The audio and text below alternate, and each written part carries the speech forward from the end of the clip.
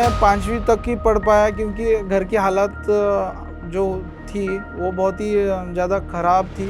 मैंने सोचा कि कुछ चलो हमारे घर के लिए मैं कुछ कर लेता हूँ। मैंने कुछ लोगों से कर्ज़ा लिया और मैंने मेरे माँ के भी गहने बेच दिए।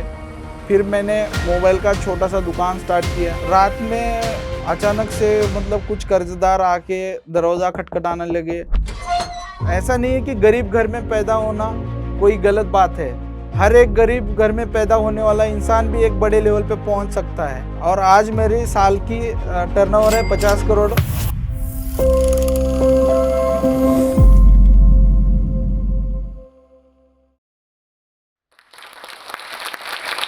नमस्कार, मेरा नाम आकाश रोडे है और मैं 99 टेस्टी एंड अम्मा इडली का फाउंडर हूँ और आज हमारे पूरे भारत भर में 150 प्लस आउटलेट है। आज मैं आपको बताने वाला हूँ कि मैं 5वीं पास होने के बावजूद भी मैं 150 करोड़ की कंपनी कैसे बना पाया। तो इसके लिए मैं ले चलता हूँ मेरे खुद की कहानी में, खुद की जर्नी में। ये कहानी शुरू होती है महाराष्ट्र के एक छोटे से गाँव निलंगा से। मेरा जन्म एक किसान परिवार में हुआ, जो हमारे घर में 7 लोग हम भाई-बहन थे।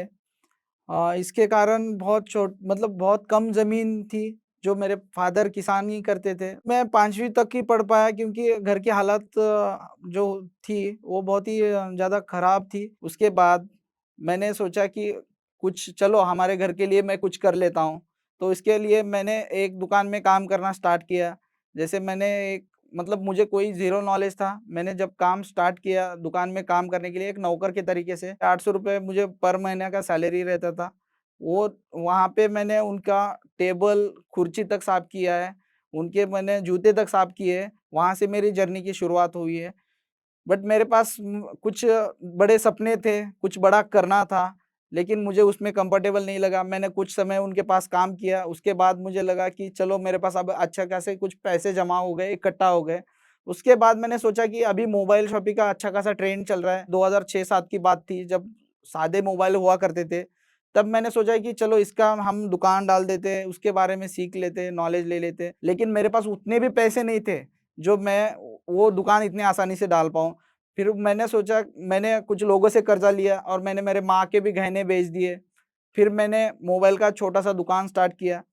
कुछ समय तक दुकान मेरा अच्छा मतलब ठीक-ठाक चला बट मेरे पास ज़्यादा बजट ना रहने के कारण, ज़्यादा इन्वेस्टमेंट ना रहने के कारण मुझे मेरा वो बिज़नेस भी मुझे बंद करना पड़ा। दुकान डालते टाइम मैंने जो जिन लोगों से और माँ के गहने बेच के जो कर्ज़ा लिया था या बहुत लोगों से कर्ज़ा लिया था, कर्ज़ा तो चुकाना था, कर्ज़ा मेरे सिर पे था, लेकिन मेरे पास कोई और चारा नहीं था। तो मैंने जो पहले वाले हमारे जो ओनर थे, जिनके पास मैंने काम किया था, उनसे रिपीट रिक्वेस्ट किया कि आप मेरा कर्ज़ा चुका दो, मैं आपके पास और 2-3 साल काम करूँगा।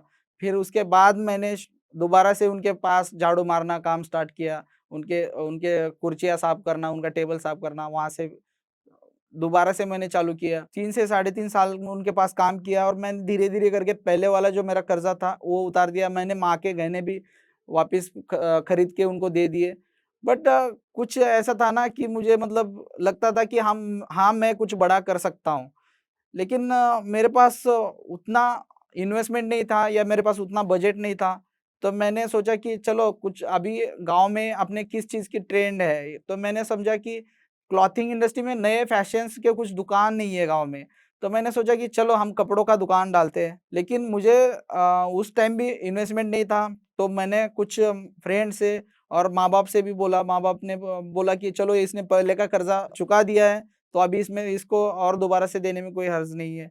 तो मैंने सभी से मिला के रिक्वेस्ट करके 3 लाख तक का कर्जा जुटाया था, लेकिन अभी मुझे फेल नहीं होना था, क्योंकि मैंने पहले भी फेल हो चुका था और मैंने पहले का भी कर्जा काफ़ी समय मैंने मेहनत करके उतारा था। अभी मेरे माइंड में एक ही था कि मुझे फेल नहीं होना है। मैंने दुकान खोली, अपनी कपड़ों की छोटी-सी दुकान खोली मैंने नए नए पैटर्न के ट्रेंड के कपड़े वहाँ पे लगाए। उसके कारण ऊपर वाले की दया से मेरा बिज़नेस अच्छा खासा चलने लगा। धीरे-धीरे करके मैंने पहले के लोगों का कर्ज़ा भी उतारा और मेरा बिज़नेस आगे बड़ा करने के लिए मैंने और थोड़ा दुकान मेरा बड़ा किया। मेरा अच्छा खासा बिज़नेस खड़ा किया था। लेकिन एक दिन कोविड आने के कारण मेरा सब कुछ बिज़नेस चौपट हो गया और उस बिज़नेस के लिए मैंने काफ़ी लोन्स, काफ़ी कर्ज़ा भी ले लिया था। वो भी मेरे सिर पे आ गया। लगभग 1 करोड़ का कर्ज़ा हुआ था।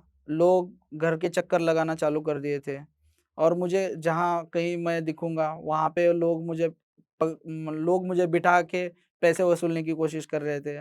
मैं बहुत डर गया था। मैं रोने लगा। मुझे समझ नहीं आ रहा था कि मैंने क्या गलत किया है, क्या सही किया है। मैं हमेशा एक ही सोचता था कि मैं कुछ अच्छा बड़ा करने की कोशिश कर रहा था, लेकिन मेरे साथ ही ऐसा क्यों हुआ? या मैं ऐसा क्या मतलब गलत किया कि मेरे साथ ऐसा क्यों हो रहा है? रात में अचानक से कुछ कर्ज़दार आके दरवाज़ा खटखटाने लगे और बोलने लगे कि ये घर में है तो बाहर भेजो, हमें हमारा पैसा चाहिए। तो माँ ने बताया कि नहीं वो अभी नहीं है। फिर उसी रात मुझे घर से बोला कि अब तू यहाँ पे रहेगा तो कोई ना कोई तुझे मारेगा। तू यहाँ से निकल जा, कहीं भी जा, ठीक है? मैंने वही ना माँ के पास कुछ पैसे थे, ना मेरे पास कुछ पैसे थे। मैं वैसे ही पैदल निकला, मैंने 20 किलोमीटर तक पैदल चलता गया। वहाँ से मैंने एक ट्रक ड्राइवर को रिक्वेस्ट करके मैं पूना पहुँच गया। पूना पहुँचने के बाद मैं किसी को पूछा कि लोगों को पूछा कि भाई यहाँ पे क्या कहाँ पे काम मिल सकता है, कहाँ पे जा सकते हैं? लोगों ने बोला कि आप जाओ स्टेशन पे जाने के बाद वहाँ पे लोग आते हैं काम पूछने के लिए, आपको काम मिलेगा। फिर मैं स्टेशन पे गया, स्टेशन पे जाके मैंने 1, 2, 3 घंटे बैठे। आगे का कुछ था ही नहीं, आगे क्या करे ये था नहीं, उसके पहले मुझे भूख लग गई। मेरे पास जेब में खाने के लिए तक पैसे नहीं थे। फिर मैंने जैसे वहाँ पे एक रेहड़ी लगी थी, वो आंटी थी, आंटी को मैंने वो आंटी मेरी तरफ देखने के बाद वो खुद ही पता चला उसको कि ये रो क्यों रहा है। तो वो रेहड़ी वाली आंटी मुझे बोल के बोली कि बेटा इधर आओ, कहाँ से हो? तो उसने पूछा मुझे कि आपने खाना खाया हो? मैंने बोला आंटी मैंने कल से खाना नहीं खाया। तो उन्होंने मुझे पास में बिठा के लेके मुझे खाना खिलाया। तब एक वड़ा पाव उन्होंने खिलाया था मुझे।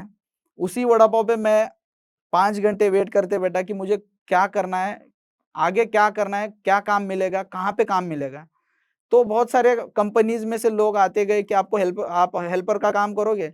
बट मेरा उसके साथ एक चीज़ थी कि मेरे पास ना रहने के लिए कुछ था, ना खाने के लिए पैसे थे, तो मुझे काम ऐसा ढूँढना था कि कोई मुझे रहने भी दे और खाना भी खिलाए, ठीक है? वो तरीके से मुझे काम ढूँढना था क्योंकि मेरे पास कोई ऑप्शन नहीं था, कोई 1 रुपया भी नहीं था और मेरे पास खाने के लिए भी कोई ऑप्शन नहीं था। तो 4-5 घंटे जाने के बाद एक एक वहाँ पे बंदा आता है और पूछता है कि आप होटल में वेटर का काम करोगे? मैंने पूछा, "भाई आप क्या मुझे खाना दोगे या मुझे सोने के लिए जगह दोगे?" तो उसने बोला, "हाँ, ये तो मिलेगा लेकिन खाने-पीने का अगर लेना है आपको, तो आपको सैलरी जो है वो बहुत कम मिलेगी।" मैंने बोला, "ठीक है भाई" क्योंकि अभी मेरा सबसे मेन पॉइंट एक ही था कि खाना और रहना। तो मुझे होटल में काम मिल गया। लेकिन मुझे होटल में काम करना अच्छा तो नहीं लगता था, लेकिन मेरे खाने के लिए और रहने के लिए मुझे ज़रूरी इसके अलावा कोई ऑप्शन नहीं नज़र आ रहा था। तो मैंने वहाँ के ओनर से बोला कि मैं आप जो दोगे मैं काम करूँगा। तो ओनर ने बोला कि पहले तुझे कुछ काम आता नहीं होटल का, तुझे सबसे पहले बर्तन माँजने पड़ेंगे। तो पहले दिन मैंने उनके पूरे बर्तन माँज दिए।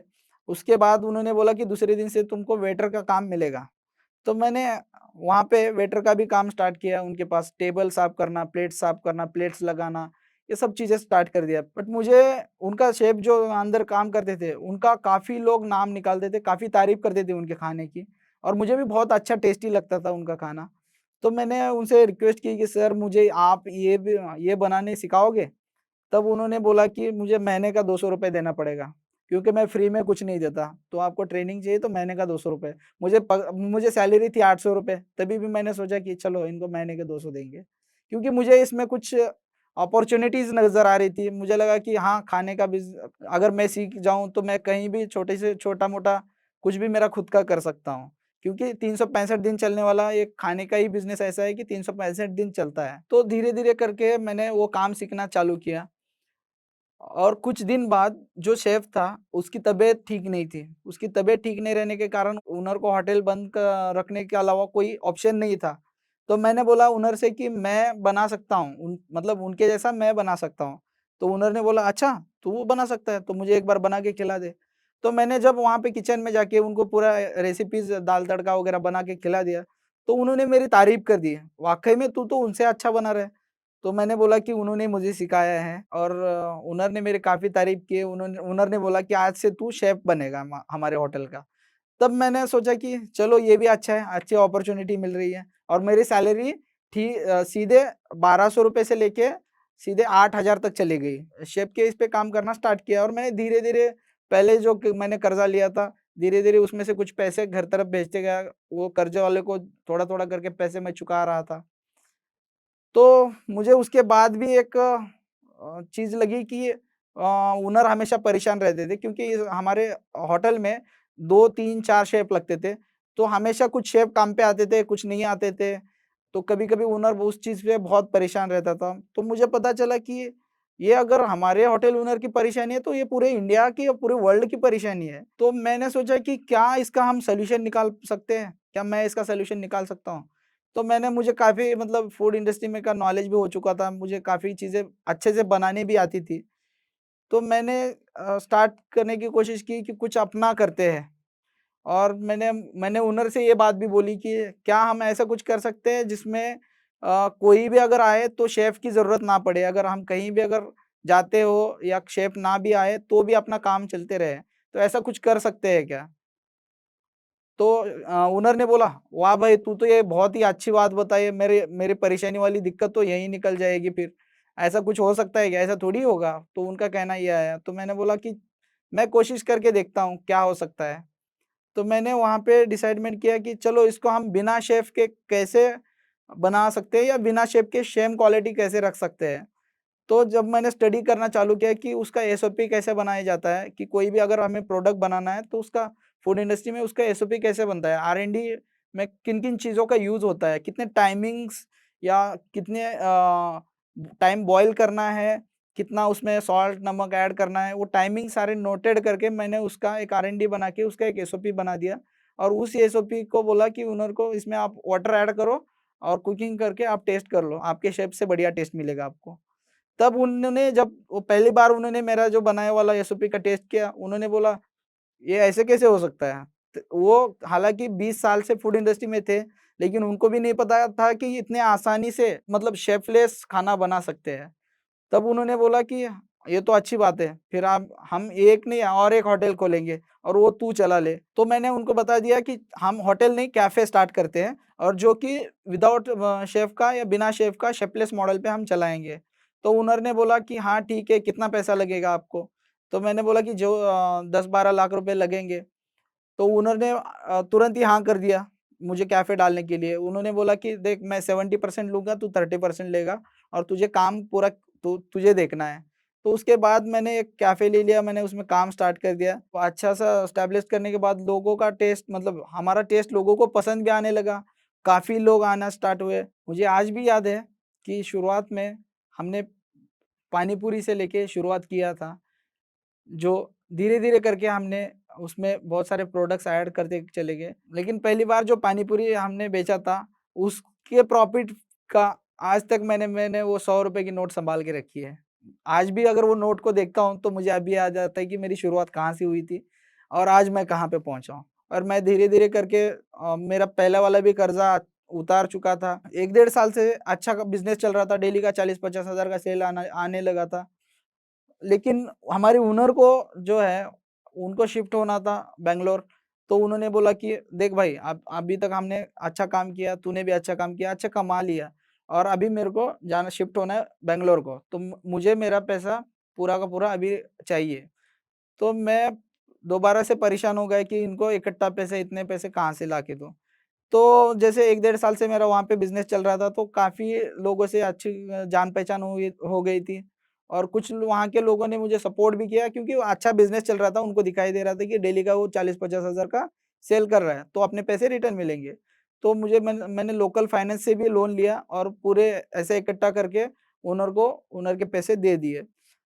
तो आ गया फिर मेरे लाइफ का तीसरा टास्क कि मुझे लगने लगा कि मेरा काफ़ी बिज़नेस अच्छा चलने के बाद मुझे लगा कि मैं इसको मल्टीपल जगह पे चला सकता हूँ। इतना जब मुझे कॉन्फिडेंस आया तो मैंने इसका एक ब्रांड नेम रखने का डिसाइडमेंट किया कि अपने प्रोडक्ट को मैं एक ब्रांड नेम दूँ और इसको मल्टीपल जगह पे खोलने के मतलब मल्टीपल जगह पे खोल पाऊँ और इसको एक ब्रांड तरीके से वर्क कर पाऊँ। तो मैंने इसके लिए मैंने ब्रांड नेम रखा मेरा 99 टेस्टी हब। प्रोडक्ट टेस्टी था इसीलिए टेस्टी नाम रखा और बहुत सारे प्रोडक्ट थे इसीलिए हब नाम रखा। लेकिन प्रोडक्ट कितने थे मतलब जभी भी मुझे लगा कि नाम इनकम्प्लीट है, तब मैंने डिसाइडमेंट किया कि 99 प्रोडक्ट्स इसमें रखेंगे। तब उसके बाद मेरा नाम ब्रांड नेम डिसाइडमेंट हुआ कि 99 टेस्टी हब। फिर मैंने इसको पूरा मैंने स्टार्ट किया फ्रैंचाइज़ी मॉडल में इस बिज़नेस को लाने की ठान ली और मैंने इस मॉडल का मैंने पहला आउटलेट दिया यूपी में। तो वो आउटलेट का इतना अच्छा खासा रिस्पॉन्स मिला हमें, उसके कारण मेरा कॉन्फिडेंस भी बढ़ गया। मुझे लगा कि हम 1 नहीं हम 100 भी अगर आउटलेट चालू करेंगे, तो भी हम एक अच्छे से वर्किंग कर पाएँगे। मेरे 30 से 40 आउटलेट हो गए, उसके बाद मुझे एक प्रॉब्लम आना चालू हो गया कि अगर बहुत सारे कस्टमर आते थे, तो उनको टाइम पे सर्व नहीं हो सकता था या एक जैसी टेस्ट तो मिलती थी, लेकिन जैसे हैंडमेड बनता है या हाथों से बनता है, तो कभी-कभी ऊपर-नीचे हो जाता था। इंसान से गलती होती रहती है। तब मैंने सोचा कि कुछ क्यों ना कुछ ऐसा किया जाए कि वहाँ पे हम 3 से 4 मिनट में कस्टमर अगर कितने भी आए तो उनको सर्व कर सकें और क्वालिटी में कोई गलती ना हो। तो इसके लिए मैंने सोचा कि क्यों ना हम हमारी एसओपी को मशीन्स पे लॉन्च करते हैं। तो मैंने उसके लिए रिसर्च किया मैंने काफ़ी मशीन्स डेवलपर से भी मीटिंग किया कि उनको पूछा कि हम ये एसओपी को हाइजीन या मशीन्स पे ऑपरेट कैसे कर सकते हैं। तब मुझे बहुत सारी कंपनी से मिलने के बाद मुझे हमारे लेवल के एक मशीन्स डेवलप करने वाले मिले और मैंने उनसे काफ़ी मशीन्स डेवलप करके लिए और आज हमारे किचन में 80% वर्क मशीन पे होता है और आज हमारे जैसे ज़ीरो से शुरू हुआ बिज़नेस आज हमारे पूरे इंडिया में 150 प्लस आउटलेट है और आज मेरी साल की टर्नओवर है 50 करोड़, उसमें मेरा 20 से 30% का प्रॉफ़िट रहता है और मेरी 150 करोड़ प्लस की वैल्यूएशंस भी बन चुकी है कंपनी की। जैसे मैं एक छोटे से गाँव से आके एक पूरे इंडिया में 150 प्लस आउटलेट कर सकता हूँ, फ्रैंचाइज़ी कर सकता हूँ, तो आप क्यों नहीं कर सकते? ऐसा नहीं है कि गरीब घर में पैदा होना कोई गलत बात है। हर एक गरीब घर में पैदा होने वाला इंसान भी एक बड़े लेवल पे पहुंच सकता है। आप सोचो और उस पे करो, उसमें अमल करो, उस पे आप मेहनत करो, आपको एक दिन सक्सेस ज़रूर मिलेगा। मैं जाते-जाते जोश टॉक इस मंच का धन्यवाद करता हूँ क्योंकि मैं इसको 8 साल से देखता हूँ और मेरा ये ड्रीम था और उन्होंने आज मुझे बोलने का मौका दिया, इसके लिए मैं जोश टॉक का शुक्रिया अदा करता हूँ। Thank you.